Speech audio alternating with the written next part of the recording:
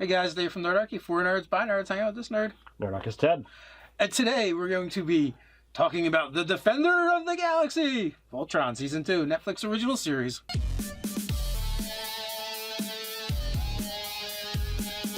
Hey guys, jump down in the description below where you can sign up for Nerdarchy, the newsletter. It's a great way to get gaming tips as well as learn how to game with us. Dimethyrm's locked. We're going to be talking about Season 2 of Voltron. So, guys, if you haven't watched Season 2 of Voltron, just stop the video now. Just pause it. Go to your Netflix, watch all 13 episodes, come back, watch this video, because there will be spoilers. Absolutely. Spoiler. You've been warned. Alright, so Season 2 of Voltron dropped while we were out at sea, and albeit just a few days later, we've managed to actually tear into it, chainsaw through the, was it 10 to 13 episodes? 13 episodes. There's a total of 26, Season 1, Season 2. You know, I considered rewatching it again before shooting this video. That is like the problem of the Netflix binge. It's like, you don't watch 13 episodes. You watch like one really long episode. We call it Season 2. Nice. One of my concerns with any of like these childhood joys that are revisiting us now now that I'm in my 40s is, will it hold up, right, to the preview, to my memory of that thing? Well, I have watched so many old 80s shows that I looked back that I was addicted to, in love with, and it's painful. And yet when you watch at least the first few Transformers movies, they're awesome. Watching 2 seasons of Voltron, I'm like, they've made connections to so many different points, but then brought current script writing tactics. They've modernized it. Yeah, it's like, all right, this is really there. And like, I probably made mention this when we did a review of the first season of Voltron, but the different name changes that they made it seem more real and more part of a world, as opposed to just, yeah, that's right, these guys are just, the pilots of Voltron. Now they're paladins of Voltron. They threw a name on it, but that means so much more. Yes, especially if you happen to be, well, it's funny too. Like, I want to say D&D player, but there's probably far more people who know what paladin is from WoW than they do from D&D. But those people that actually made WoW probably know what a paladin is from D&D. It's true. And that being said, it's also a historical term. But it does. They've done a great job of modernizing Voltron and making it relevant again. So, we did our review of Season 1. We greatly enjoyed it. Highly recommend it. Season 2 did not let me down. So Season 2 released while we were out at sea, and we get back. We get our land legs back. And I don't know how quickly you tore through it, but for me, it was probably like 2 or 3 days of chainsawing through the 13 episodes. And I was like, all right, I'm sad it's over. Yeah, I watched it in like 2 days. Like, they're short episodes too. Yeah, 22 minutes a piece, not really. Basically, the length that you would get out of a Saturday morning cartoon or afternoon cartoon That's what it was. So it didn't take that long to get through it. It was really good. They finally dropped the name I've been waiting to hear the whole time. I wanted to hear them say Robeast, and they did. And they did it in an Easter egg sort of way. And they've done a lot of this stuff in Easter egg sort of ways. Right. The stories are so much better in this incarnation of Voltron than they ever were. It's probably best if I never watch the old ones again and just keep them fond in my heart. It's painful. It really is. I've actually got, I think the first 3 seasons on DVD. I picked them up real cheap, and I tried to sit down and watch them with my son, and he loved them, of course, because he's got that childhood, eyes and brain set that's like, this is something new. In a couple of years, though, he will not love them. No. If you were to introduce them when he was in his tweens, they'd be like, no. I tried getting my kids to watch Thundar the Barbarian, and they weren't having it. My son was probably a little bit older than Ted's son is now at the time, and they're like, really, this is what you want us to watch? This is horrible. And I have to admit, it was pretty horrible. I can tell you, literally last night, the kids finished their dinner and their homework and what have you, and it's Teddy's turn to pick, and he starts scrolling through the on-demand menu, and You know, he puts on the first episode of Voltron, and the entire family sat down and watched, you know, episode 1, season 1 last night. From this incarnation. From this incarnation. Yeah, so Netflix. Yes, on Netflix. Yes. And it was great. He was enthralled the entire time. Like, someone made a noise, and he's like trying to get him to be quiet. So season 2, they do a couple things that I really enjoyed. One, they delve into the individual paladins a little bit deeper. We get a little bit of character growth from them. You know, there's introspection from various characters at different points. They really did a good job of fleshing them out. I agree. And the things that happened in season 1 were really, you know, cool and interesting as well. Again, spoilers when you find out that, okay, well, Pidge is really a girl, and she is looking for her lost family, and they're technically connected to Shiro. That's already a cool thing that gets introduced, you know, right from the beginning, and you don't find out until a handful of episodes in that, you know, she's really taken the place of her brother, and all this other kind of stuff.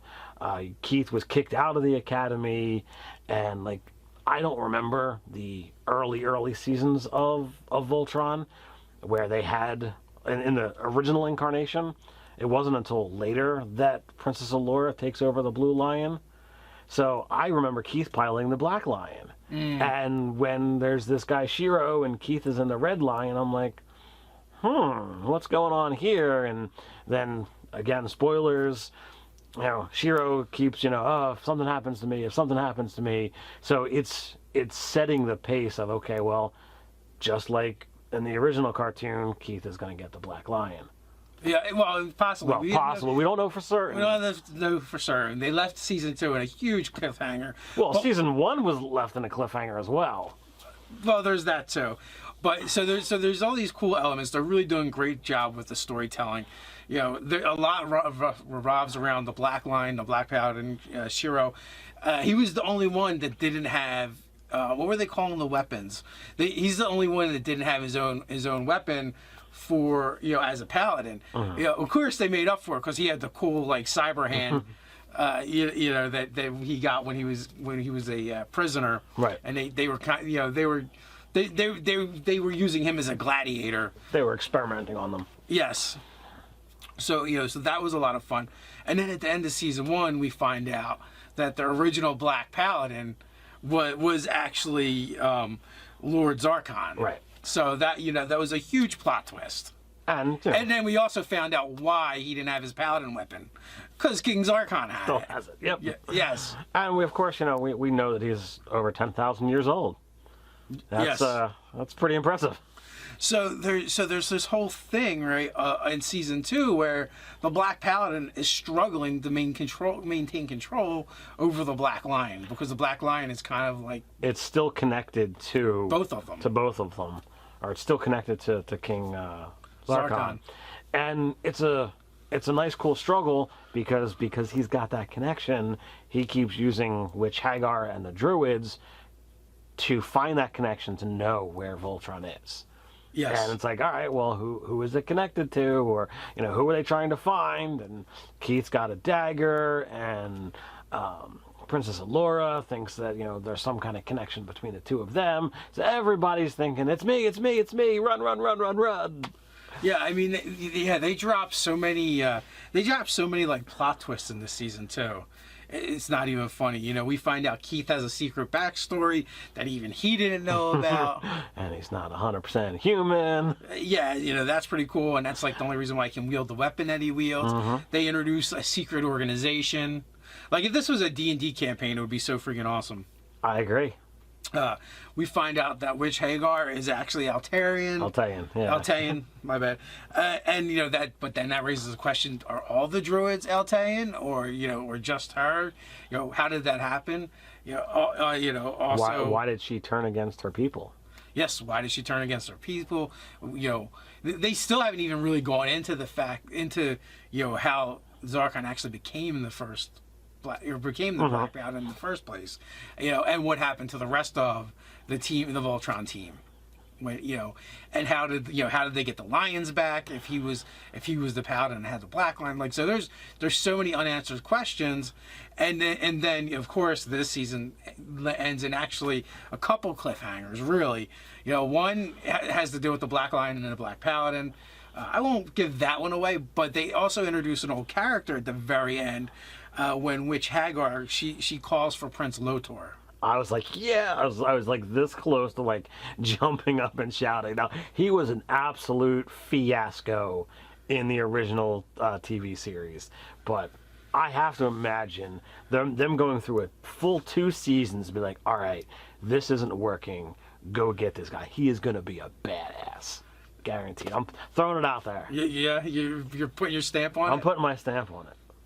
I think, like, you can't go through two seasons of Zarkon getting beaten up and the lower end of the stick, and it's like, all right, let's bring in this guy and this guy be the chump.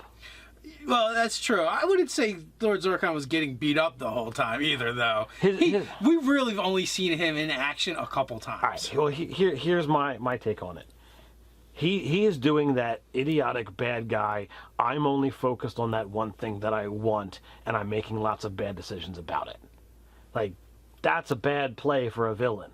You have to look at the big picture sometimes, and you have to take the victories where you can get them. He just wants the black lion. And he just wants the black lion, and it's so focused that he's losing because of it.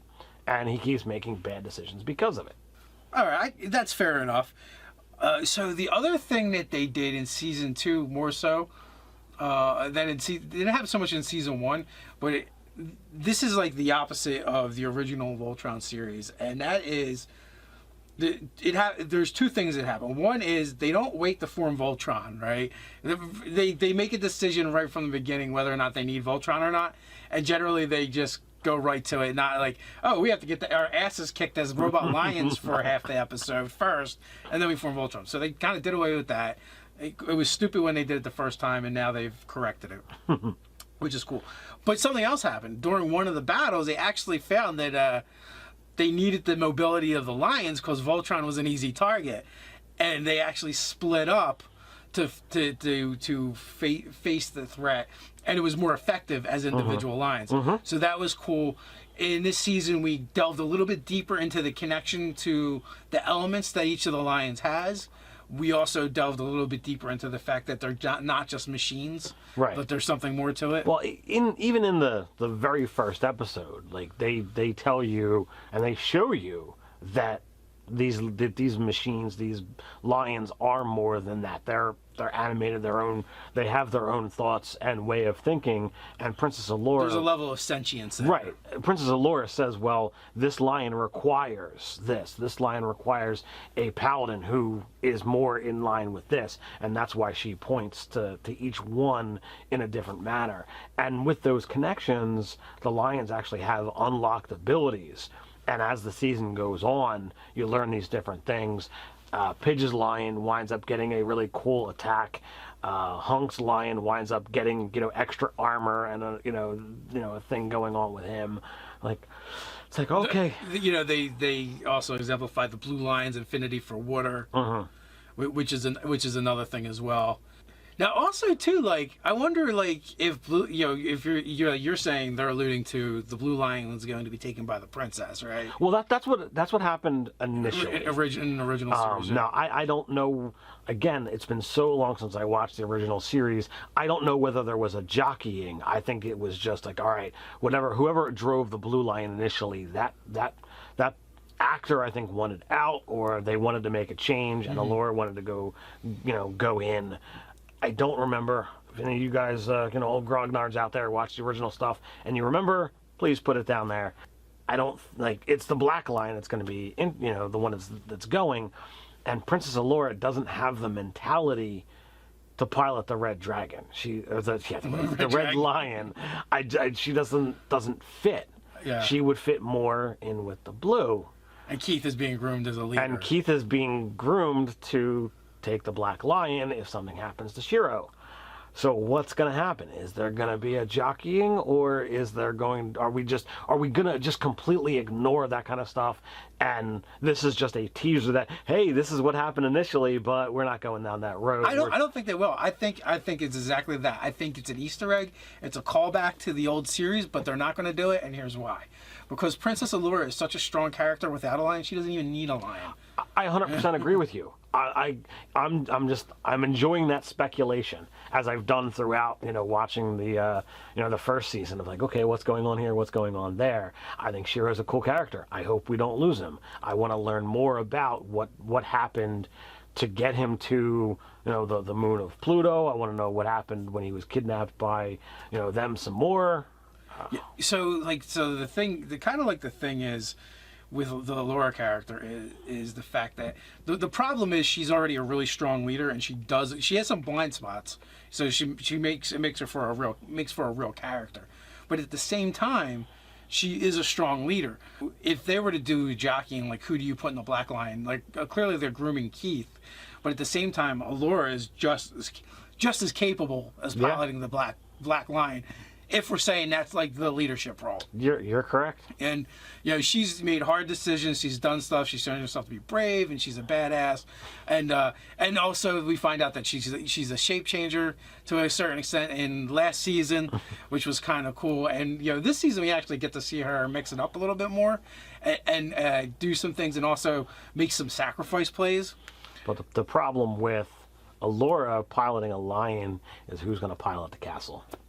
Well, we've seen that a little bit, but it's so much cooler when you have the two of them working together, piloting the castle. And I like it when she's leading the castle, so that's really cool. They introduced like this cool science character that's a bit wacky in the end of this season, so I guess we'll see if he sticks around. You also this season, they go back to those places where they've started to create these alliances. So we see a little bit of more of that, like where they're actually forming a coalition. It fits more in a real world situation where if you're dealing with a threat that's literally taking over the galaxy, this is not gonna do it. One thing is not gonna be strong enough. 5 lions is not gonna be enough to take down an entire galaxy-wide armada. They need help. They need other people. So when they've helped these people here and these people over here, and they form these alliances and they say, hey, if we come back, can we get this or can we do that? It makes for a more unified force. And we see that at the end, when they meet the little covert operation group. They also did a couple episodes without the lions too, so that was kind of fun as well. In this incarnation of Voltron, it really is. There's a lot more depth to the characters, and they're not just the pilots of the lions. Right. They each have their own personalities, and it's starting to come out more and more. I can't wait for season 3. Yeah, it's not the old formula of insert problem, fight with lions fail, fight with Voltron. 30 seconds later, I swing blazing sword and cut it in half. Yeah, that's the old formula. And sometimes it's I form Voltron and we get blasted apart, and even though in this incarnation they still have that old iteration of every single episode you form Voltron, and it's not the 2.5 minute clip that it was back in the day. It's probably closer to 20 or 30 seconds, so it's not like, okay, well, they got to do it again. You can call me on it if I'm wrong, but I swear there was an early episode where they formed Voltron 3 times, not in the Netflix version, the original. And it's like, all right, in a 22 minute episode, you literally spent 7.5 minutes forming Voltron. Like, really? That being said, I think there was at least 2 episodes this season they didn't form Voltron at all. You might be correct, but When they went on their individual quests, when it spanned 2 episodes. Yeah, you're correct. And they were apart. So for at least 2 episodes, they did not even form Voltron, and I didn't miss it. Yeah, absolutely. At all. Yeah. So the stories are so good. Yeah, you're correct. I enjoyed those things, and as you said earlier, the depth of the characters that they're putting out there. It's enough there that it compels you to keep watching. And there's TV shows that I watch that the actual ongoing story the episodic story isn't what I look for. It's not why I watch those shows. It's for the character interplay and what happens through those characters throughout the season. So when you've got strong characters, which they have in Voltron, it makes those moments that much more compelling, that much more enjoyable. What would you say was like the most throwaway character out of the Voltron team? I don't connect with Lance. So I would say Lance as well. But they actually do spend some time in this season of making him a little bit deeper character. Mm-hmm. He's always seemed like kind of like the joke throwaway comedy character. You know, both him and Hunk to a certain extent. But you know, they cover like different areas. And they kind of delve into those characters a little bit deeper in this season as well, especially the Lance character, in the sense that they gave him a little bit more meaning, a little more purpose, and they also gave him some self introspection as well. So I thought that was pretty cool. I'm curious to see what they do as the series continues. I mean, pretty much it's focused on Keith, Shiro, and Pidge, you know, from this point on. And, you know, Pidge and Shiro are actually have a little bit of a linkage between them in the first season, so that only makes sense. Hopefully at some point they'll resolve the Pidge storyline, and we can move on from there. Because right now we're starting to get a lot of dangling threads. Right.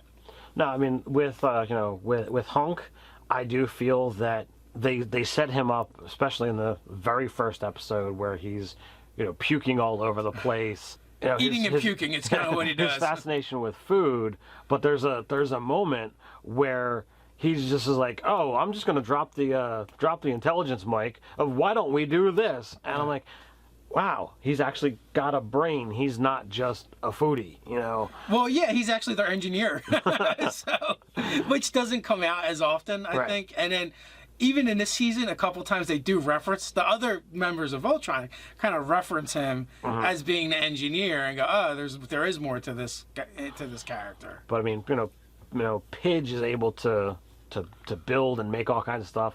In the very first episode, you know, he's like, oh yeah, I built all this, you know, computer stuff, and my apologies, it's still wired in the brain wrong, but she builds all this computer stuff to monitor aliens, because she thinks they're really out there before they find out they're really out there. Yeah, and she's the scientist and the techie. Right. Both Keith and Shiro are essentially warriors and ace pilots. Right. You know, that's kind of their role. And then that kind of like left Hunk and Lance out on the fringes a little bit. But some of this stuff with Hunk makes more sense as you delve further into the series. Go, oh, well, he's not actually a warrior. Basically he's an engineer that now is piloting Alliance. So, but he gets his own badass moments. He does, and love interests. Well, that's true.